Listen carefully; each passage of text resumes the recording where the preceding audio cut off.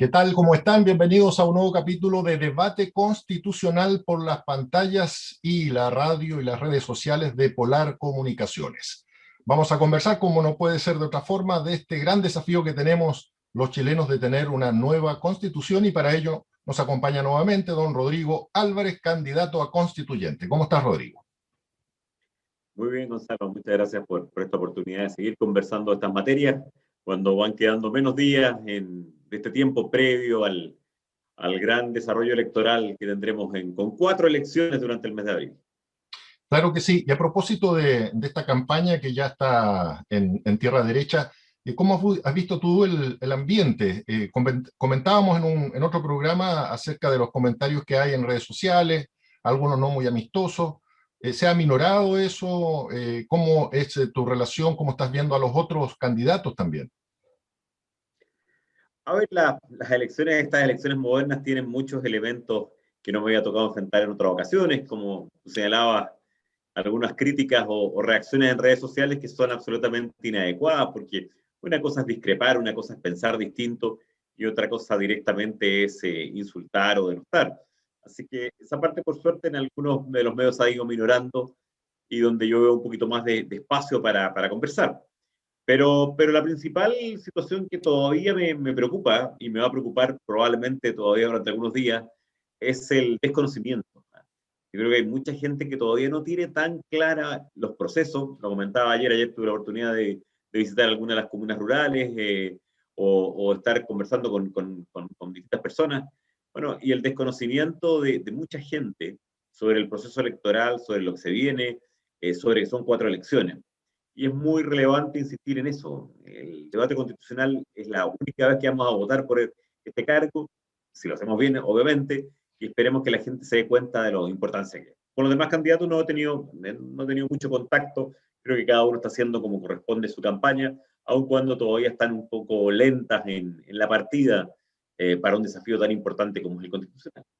Podríamos, a propósito de ese desconocimiento, Rodrigo, y yo creo que siempre es bueno reiterarlo, y aprovechando que eres abogado además, eh, ¿qué es lo que van a hacer los constituyentes? ¿Cuál es su rol y su misión? Esto es clave, sobre todo cuando empiezan a haber preguntas o propuestas que no tienen nada que ver con lo cual es nuestra misión. Yo precisamente creo que una de las cosas que hace que la gente se aleje de la actividad política es cuando las personas prometen o hablan de temas que no les están en su esfera de atribuciones, o la gente los mide por cosas que no tenían que ver, no tenían responsabilidad sobre ellas. El trabajo de los constituyentes es solo uno solo: escribir una propuesta constitucional y proponérsela a los chilenos. Y los chilenos votarán si están de acuerdo o no con esta propuesta constitucional en alguna fecha en torno a los meses de septiembre y octubre del próximo año. Pero el trabajo es en 9 meses, a lo más extendible por 3 meses más, es decir, un año, preparar el nuevo texto constitucional de Chile. No tenemos ninguna relación con las políticas públicas directas, o sea, no estamos tomando definiciones en el día a día sobre lo que puede afectar hoy día a un vecino, a una comuna, a una región. No, nuestro trabajo, nuestro encargo, para lo que en alguna medida vamos a ser elegidos, es precisamente para la redacción de una nueva constitución. Por lo tanto, si empiezan a escuchar promesas o compromisos, eso es falso. Los constituyentes, nuestra atribución es solamente una: escribir. ¿Qué cosa? La ley más importante para Chile, porque sobre ella se asienta nuestro sistema jurídico, nuestro sistema político, nuestro sistema económico, nuestro sistema social. Y ese es nuestro trabajo. Rodrigo, en una entrevista que te hicieron hace algunos días, se planteó, y a propósito de este tema de las políticas públicas, ¿no es cierto? Se planteó la posibilidad de generar y de que tenga rango constitucional algo que en otros países existe, que es la figura del defensor de los ciudadanos o ombudsman. ¿Por qué no nos explicas un poco en qué consiste esto y cuál es la diferencia que tiene, por ejemplo, con las labores de los tribunales o de la fiscalía, que son los encargados de hacer cumplir las leyes? Esto es muy importante porque yo creo que es una de las materias que puede incorporar una nueva figura al Estado, y por tanto a la administración pública. Hace por lo menos 20 años se viene discutiendo en Chile traer una figura que está en varios países europeos, particularmente los países nórdicos o los países del centro de Europa, que es esta figura que tú llamaste el ombudsman, que es una persona que está encargado de proteger a los ciudadanos. Habitualmente las materias propias del ombudsman era encargado de proteger a los ciudadanos en su acceso a la justicia, en los derechos humanos, en aquellas afectaciones a su libre opinión, etcétera. Es decir, habitualmente estaba muy relacionado con lo que podía ser el debido proceso judicial, lo que podía ser el derecho a opinar distinto, lo que podía ser la libertad de opinión, lo que podía ser mis derechos humanos, por así decirlo, desde el punto de vista más político-social. Esa figura hace tiempo viene discutiéndose y probablemente va a ser incorporada en el nuevo texto constitucional. Pero yo creo que hay que mirarlo con una mirada más moderna, porque la verdad es que para miles de personas no es un problema relacionado con estos derechos, sino que muchas veces el Estado no te cumple. Por ejemplo, no te cumple en plazos, no te cumple en permisos, o se demora en atender alguna de aquellas materias que son propias del Estado, como puede ser en un momento dado temas de salud, o temas de educación, o temas de seguridad. Entonces, lo que estamos planteando, ciertos sectores, entre los cuales me incluyo, es decir, no solamente necesitamos esta figura del ombudsman, no solamente necesitamos esa figura para desarrollar una protección de los derechos, de la libre opinión, etcétera, sino que necesitamos a alguien que defienda al ciudadano con respecto al Estado. Porque para miles de chilenos el problema, si tienen algún problema con alguna persona, eso lo ve los tribunales, si tienen algún problema judicial, legal. O si tienes algún problema con algunas empresas, probablemente lo va a ver el CERNAC, va a ver la Comisión del Mercado Financiero, o la va a ver la Fiscalía Nacional Económica. Pero para miles, cientos de miles, para millones de chilenos, su contraparte habitual, diaria, es el Estado. Porque fue un consultorio y no atendieron bien, o porque fue un colegio y no le dieron una buena educación a sus hijos, o porque en un momento se han demorado y lo han tramitado en 20 oficinas distintas.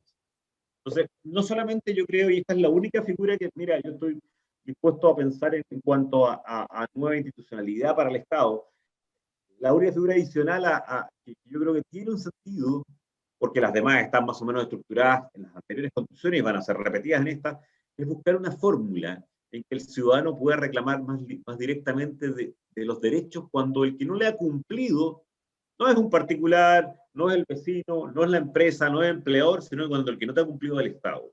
Y en eso es muy interesante estudiar fórmulas. Hay fórmulas comparadas de un defensor del ciudadano, pero no un defensor del ciudadano ante otro ciudadano o ante la empresa. No, el defensor del ciudadano ante el Estado. Porque el Estado no te cumplió determinadas prestaciones que la ley decía que debía cumplir. Basta cualquiera que piense la cantidad de veces que se han demorado en entregarle un permiso, o una autorización, o un servicio, o entregarle un papel, o un trámite por mucho más allá del plazo que habitualmente contemplan las leyes o los reglamentos. Rodrigo, ¿y no se traslapa un poco de responsabilidades ahí también con lo que hoy día hace la Contraloría General de la República? Lo que pasa es que la Contraloría tiene tareas muy específicas, tiene un control de legalidad de los actos de gobierno, tiene un control de legalidad de las resoluciones que toma el gobierno. Por lo tanto, lo que tú puedes alegar ante la Contraloría de que en un momento dado el Estado se excedió en sus atribuciones legales o una determinada autoridad se excedió en ella. Pero la Contraloría lo que va a hacer es retomar el derecho en esa materia, pero no va a defenderte a ti en términos particulares, va a decir, ojo, acá la autoridad tiene que cumplir, que cumpla tal plazo. Acá por eso es una materia que hay que analizar, como digo, que hay ciertas experiencias que el trabajo no sea el restablecimiento del principio de legalidad en relación a una norma más amplia, sino que directamente que te respondan a ti como ciudadano porque en un momento dado un determinado servicio público no se te fue proveído por una ineficiencia del Estado. Así como tú puedes alegar en un momento dado hoy día por el CERNAC, porque se te alteró tus derechos al consumidor, bueno, el ciudadano demanda muchos servicios y bienes del Estado que a veces no son cumplidos con rapidez, por lo tanto al menos es estudiable y conversable tener una figura que te defienda en esa línea. Rodrigo, otro tema que a la gente le interesa mucho y tiene expectativas en relación a una nueva constitución están relacionados con los derechos sociales, ¿ah? Con la necesidad de perfeccionar las pensiones, ¿no es cierto?, de tener un mejor y mayor acceso a la salud, a la educación, a las viviendas. ¿Qué expectativas puede tener realmente la gente frente a una nueva constitución en relación a los derechos sociales? Lo he dicho en otras ocasiones, pero cuando uno piensa en una constitución es bueno imaginarse que tiene como dos grandes pilares. Uno es cómo se organiza el Estado y el otro, que es el pilar más clásico y de hecho más antiguo, era cuáles eran los derechos, las obligaciones, las libertades de las personas. Cuando surge el movimiento constitucional o la idea constitucional, en realidad es cómo protejo los derechos de las personas con respecto a la autoridad. En 1215, que es el primer gran texto que hasta el día de hoy está vigente, lo que se está defendiendo es el ciudadano de la capacidad del monarca, en esa época del rey, de cobrarte impuestos, de detenerte sin expresión de causa, de no respetar tu libertad religiosa, etc. Eso, evidentemente, han pasado 8 siglos de profundización sobre los derechos, y lo que hizo nuestra Constitución del 80 en un capítulo tercero, que es de los más reconocidos de la Constitución, fue crear un catálogo de ciertos derechos, 26, pero al mismo tiempo algunas de ellas más en el tenor de una expectativa, de que el Estado podía proveer esto, si se dan las condiciones. Eso siempre es necesario, la razonabilidad de la capacidad del Estado de proveerse determinadas materias. Pero la verdad es que la Constitución del 80 fue redactada en la década del 70, cuando nuestro país tenía 16 veces menos recursos. Y uno se da cuenta que hoy día el pacto social, la unidad social, lo que está pidiendo es que el Estado te ayude un poco más. El Estado somos todos, por tanto, este es un esfuerzo de todos, te ayude un poco más en la provisión de ciertos derechos básicos. No a todos, y quiero ser muy claro en esto. Cualquiera que no vamos a proveer 20 cosas más está siendo demagogo. No, sencillamente que hay ciertas materias absolutamente queridas, absolutamente necesarias, que son las que tú dijiste: pensiones, vivienda, educación y salud, que requieren una mejor respuesta que la que hasta ahora se da. ¿Podemos darla? Yo creo que sí. ¿Con eficiencia del Estado? Mucha. ¿Con una nueva redacción por parte de la Constitución? También. Pero que buscan dar una mejor calidad de vida y al mismo tiempo buscan o intentan que las personas se sientan viviendo en un Chile más similar de todos y para todos. Quiero ser absolutamente claro en esto. Cualquiera que diga hay 20 derechos sociales, o hay 15 derechos sociales, o hay 10 derechos sociales que se pueden proveer y que el Estado no tendrá ningún problema en proveerlo, está diciendo algo que es equivocado. Si sabe que es equivocado, está diciendo una mentira. Lo que podemos hacer es mejorar ciertas características, ciertos derechos, ciertas facultades. Y en eso referimos con ciertos derechos sociales. Yo creo que es evidente que requerimos perfeccionamiento de nuestro sistema de pensiones, nuestro sistema de salud, de nuestro sistema de, por ejemplo, vivienda. Eso podemos hacerlo, sí. ¿Por qué? Porque tenemos un país muy distinto al de hace 40 años atrás. En otras razones, o varias razones, tenemos un país distinto porque tuvimos una serie de órdenes, de principios muy claros, de un orden público económico que tenemos que mantener, porque eso nos permite seguir dando y proveyendo de servicios adecuados para la ciudadanía. Pero creo que en estas 4 materias es posible decirle a los magallánicos y a los chilenos que el Estado puede hacer un esfuerzo adicional y que el Estado puede, que somos todos, cuando alguien me dice, bueno, pero somos todos, sí, somos todos proveyendo recursos al Estado, pero que el Estado con mucha mayor eficiencia y con mucha mayor capacidad dé una mejor respuesta en este gran pacto social a necesidades que son básicas de todos los chilenos. Rodrigo, desde el sector del emprendimiento, del sector privado, de la empresa, tanto pequeñas, medianas, de la gente que vive de su esfuerzo diario, también existe la inquietud de que en la Constitución, con qué nivel de celo puede establecerse la libertad de emprendimiento y de cuidar a la gente que con su esfuerzo personal, y ya digo, desde los más pequeños, medianos y grandes, digamos, eh, tienen digamos, tienen la opción a través de su emprendimiento y de su esfuerzo privado, digamos, ganarse la vida. ¿En qué medida la Constitución puede establecer ciertas normas y ciertos principios para defender la libertad de emprendimiento? En un notable cambio cultural, nuestro país se ha transformado, se ha ido paulatinamente transformando en un lugar, en una, en una nación donde hay cada vez más decisiones de emprendimiento personal. Cada vez más hay pequeñas y medianas empresas, sobre todo a nivel de los más jóvenes. Uno conversa con los jóvenes, yo hago clases en la universidad, y cuando tú conversas de su futuro, muchos de ellos, mucho más que lo que ocurría hace algunos años atrás, se plantean un emprendimiento personal o se plantean compartir su vida laboral normal o sus carreras con el desarrollo de emprendimientos turísticos, en el caso de nuestra región, tecnológicos, de pequeños servicios, etcétera. Basta caminar a las calles de nuestra ciudad para que uno encuentra montones de personas que están emprendiendo, como dices tú, para ganarse la vida, para ganarse legítimamente la vida. Eso es muy bueno. La Constitución establece esta garantía, el libre desarrollo de actividades económicas. Está en el artículo 19, número 21. Y es importantísimo. Por supuesto, tiene algunos límites, como es el propio orden público, como es la seguridad, etcétera. Pero debemos impulsar al máximo este espíritu emprendedor, que entre otras cosas da libertad, que da fuerza, que da protección a nuestros propios derechos entre los chilenos. Y una de las formas de protegerlo, y lo comentábamos en algún otro programa, es a través de mejores normas desde el punto de vista de la libre competencia. Nosotros tenemos buena legislación en libre competencia, una de las más modernas a nivel de la América de habla hispana, pero nuestra Constitución debe consagrar algunos principios. ¿Para qué? Para fortalecer ese interés. No hay una adecuada economía social de mercado, no hay una adecuada economía privada si es que no es con libertad, con libre competencia, con las personas respetando las reglas. Por eso es tan grave tanto cuando se afecta a la libre competencia como se afecta a la competencia leal, que son dos cosas distintas. Y por eso es tan grave, por ejemplo, lo que vivió nuestro país. Nuestro país vivió 3 o 4 casos de gigantescos abusos a través de la alteración de la libre competencia, a través de casos de colusión, en que las personas que estaban llamadas a competir se pusieron de acuerdo y a través de los precios nos cobraron más por determinados bienes. Y algunos de estos productos eran absolutamente esenciales para la ciudadanía, como el papel higiénico, como los remedios, etc.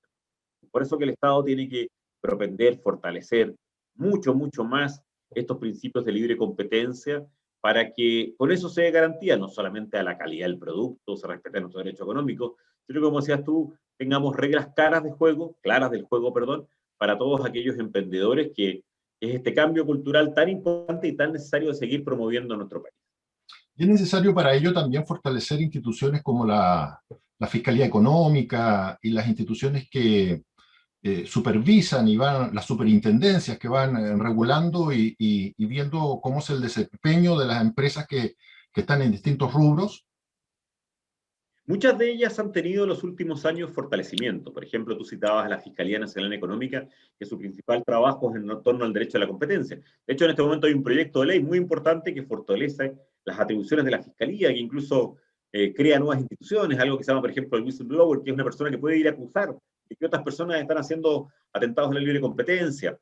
Por otra parte, las superintendencias tradicionales de valores y bancos se subsumieron en una nueva gran institución muy, muy poderosa, que es la Comisión del Mercado Financiero. Y así tenemos otras instituciones que también protegen. La verdad es que esas instituciones a mí no me parece que deban estar en la Constitución como tales, eh, pero sí tienen que estar muy bien establecidas, muy bien reguladas, y al mismo tiempo adecuadamente fortalecidas en nuestras leyes, en el ordenamiento jurídico como tal. La CMF tiene una ley muy potente, la Fiscalía Nacional Económica tiene otra, como te decía, incluso se está potenciando en este momento en un trabajo en el Parlamento, el SANAC otra. Probablemente hay algunas instituciones que requieren más atribuciones, pero el Servicio de Impuesto Interno también está bajo la apetencia de que tenga algunas atribuciones adicionales, pero mi impresión es que la mayor parte de ellos basta con que sean modificaciones a sus actuales estatutos orgánicos, a sus actuales leyes, más que incluirlos en la Constitución. Incluso a veces cuando tú incluyes todo en la Constitución también pasa a ser un error porque lo rigidizas. Si la Constitución, como hemos dicho en tantas ocasiones, es ese gran marco común. Basta que estén los principios ordenadores, basta, por ejemplo, en materia tributaria, que nos obligue a todos a participar y a contribuir en las cargas públicas, o que esté el principio de libre competencia, o que esté determinados en principios de materia de información, y después son las leyes posteriores las que van estableciendo cada una de estas instituciones con sus facultades y atribuciones. Rodrigo, te invito a que hagamos una breve pausa. Vamos a seguir conversando en el segundo bloque con una invitada, así que vamos a seguir analizando estos desafíos de la nueva Constitución para Chile. Nos separamos unos segundos, espérenos.